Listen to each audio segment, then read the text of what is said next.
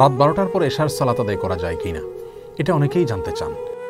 প্রিয় দর্শক, রাত 12টার পর এশার নামাজ পড়া যাবে কিনা?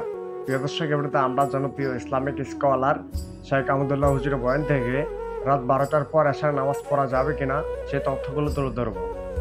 প্রিয় দর্শক, ভিডিওটি খুবই ইম্পর্টেন্ট, আর বেশি কথা বলে আপনাদের মূল্যবান সময়টুকু নষ্ট করবো না।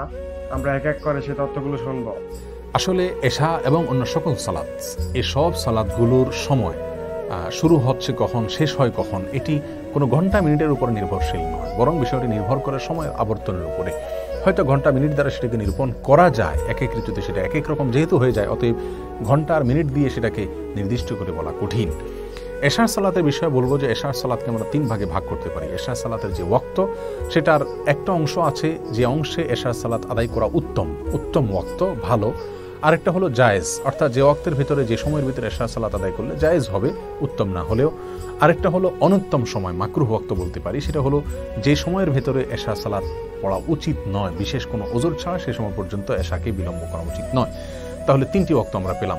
রাতের 1/3 পর্যন্ত বিলম্ব করে, অর্থাৎ সূর্য যখন ডুবে অস্তমিত হয় তখন থেকে নিয়ে শোভে সাদিক অর্থাৎ ফজর ওয়াক্ত যখন শুরু হয় এই পর্যন্ত যত ঘন্টা যত মিনিট হয় সেটাকে ভাগ করে তার 1/3, প্রথম যে 1/3, 3 ভাগের প্রথম ভাগ, এর শেষের দিকে এসে এশার সালাত আদায় করা উত্তম। রাসূল আকরাম সাল্লাল্লাহু আলাইহি ওয়াসাল্লাম বলেছেন বিভিন্ন হাদিসে, আমি যদি আমার উম্মতের জন্য কষ্টকর মনে না করতাম তাহলে তাদেরকে এশার সালাতকে একটু দেরিতে পড়ার নির্দেশ করতাম, এবং তিনি প্রায় সময় এশার সালাত কিভাবে দেরিতে আদায় করতেন। অতএব যদি কারোর যদি কষ্টকর না হয় তাহলে তার জন্য এশার সালাতকে একটু বিলম্ব করে পড়া উচিত।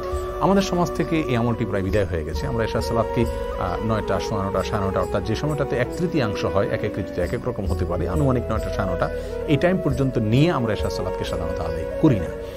আর এই 1/3 পর্যন্ত দেরি করে যদি আমরা এশার সালাত আদায় করতাম তাহলে সেক্ষেত্রে এশার পরে আর খাওয়া দাওয়ার প্রয়োজন হতো না, আড্ডাবাজি করার প্রয়োজন হতো না, গাল গল্প করার যে সমস্যা আমরা দেখি আজকে সেটা থাকতো না। ফলে ভোর রাতে উঠা এবং ফজর সালাত জামাতের সাথে আদায় করা সহজ হতো।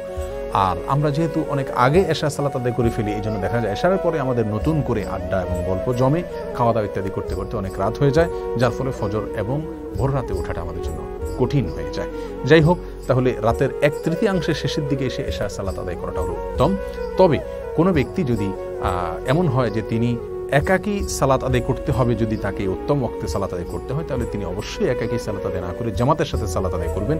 যেহেতু বেশিরভাগ মসজিদগুলোতে জামাতে এশার সালাত আদায় হয়ে থাকে, সেক্ষেত্রে 1/3 পর্যন্ত বিলম্ব করা হয় না, শুরুর দিকেই সালাত আদায় করা হয়, বিধায় জামাতে সালাত আদায় করাটা তার জন্য বেশি গুরুত্বপূর্ণ। ওই উত্তম ওয়াক্তের উপরে আমল করার চাইতে তিনি অবশ্যই জামাতের সাথে সালাত আদায় করবেন। তাহলে এটা গেল এশার উত্তম ওয়াক্ত, 1/3 পর্যন্ত বিলম্ব করে পড়া। 1/3 থেকে নিয়ে মধ্যরাত পর্যন্ত যদি কেউ দেরি করে তো সেটাও জায়েজ আছে, অর্থাৎ সেটা জায়েজ ওয়াক্ত, এই পর্যন্ত দেরি করা যাবে। মধ্যরাতটা রাত 12টাও হতে পারে, কোনো ঋতুতে একটু আগেও হতে পারে, একটু পরেও হতে পারে, বাকি আনুমানিক 12টা বা তার আগে পরে সামান্য এদিক সেদিক হতে পারে। এই সময়টাতে মধ্যরাত হয়ে থাকে বেশিরভাগ ক্ষেত্রে। অতএব আমরা 12টাকে নির্দিষ্ট না করে কয় ঘন্টা হচ্ছে সূর্য ডুবা থেকে নিয়ে সূর্য সাদেক পর্যন্ত তার ঠিক মাঝামাঝি জায়গাটা, সে পর্যন্ত এশার সালাত পড়তে পারবো, সেটাই আমরা জেনে রাখি। এগুলো এশার সালাতের জায়েজ ওয়াক্ত। আর অনুত্তম ওয়াক্ত বা মাকরু ওয়াক্ত বলতে পারি যেটা, সেটা হলো মধ্যরাত থেকে নিয়ে দেরি করে আপনি সূর্য সাদেকের আগ পর্যন্ত যদি পড়েন তাহলে সেটা হবে অনুত্তম ওয়াক্ত এবং মাকরু ওয়াক্ত।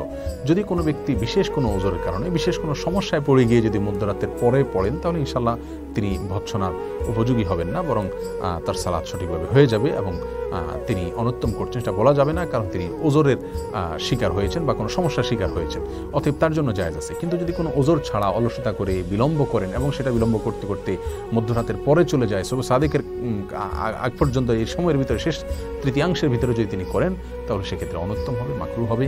তবে এক্ষেত্রে তার সালাত ইনশাল্লাহ আদায় হয়ে যাবে। তাহলে এশার সালাত মূলত একেবারে মাগরিবের ওয়াক্ত যখন শেষ হয় তখন থেকে নিয়ে শুরু করে ফজরের ওয়াক্ত যখন শুরু হয় তার আগ পর্যন্ত পুরোটাই এশার ওয়াক্ত। তবে প্রথম 3 ভাগের প্রথম ভাগে করা উত্তম, আর মধ্যভাগ পর্যন্ত করা জায়েজ, আর তারপরে করা হলো অনুত্তম। অবশ্য নিরুপায় ব্যক্তি হলে তার জন্য শেষ ভাগেও করা জায়েজ আছে। আল্লাহ সুবহানাহু ওয়া তাআলা আমাদের সকলকে প্রত্যেকটি ইবাদতকে সঠিকভাবে যথাযথ উপায়ে সুন্দরভাবে পালন করার তৌফিক দান করুন। জাযাকুমুল্লাহু খাইরা। আসসালামু আলাইকুম ওয়া রাহমাতুল্লাহ।